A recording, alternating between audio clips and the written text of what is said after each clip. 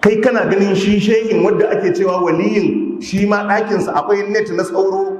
An gama magana, ya nuna sauro ya addabe shi. Idan yana da wannan karamar ba sai ya fi da saurayin daga ɗakinsa ba, ga gun kwanciyarsa da net. Jama'a mun fahimta duk abin barazana ce, wallahi me yi kawai Allah. Don haka ake gaya mana a yi ta zuga ƙarya wa mutane, haka kawai fa liman sai ya ki fitowa da gangan, sai ya ce wai shi magariba a Makka yake yi. To yanzu ya je ya yi magariba a Makka mana, yanzu ya je magariba a Makka. Haka kawai sai ya ce ai malam wane shi ai duk magariba ko da asar a Makka yake yi. Ai yanzu ana cewa ya tafi za mu yi waya.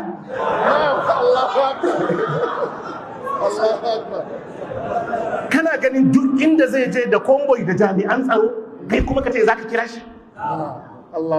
Ai idan zai yi majalisi a Kano, ko zai yi a Gombe, ko zai yi majalisi a Bauchi, ko zai yi a wata ƙasa, to su shirya kawai sai dai a ga ya ƙulla a can. Ai karama kenan. Na 'yan sanda suna bin shi a baya, duk inda zai shiga suna bin shi a baya, kai kuma ka ce shi za ka kira? Ai wanda ka kira 'yan sanda. Ai wanda ka kira 'yan sanda.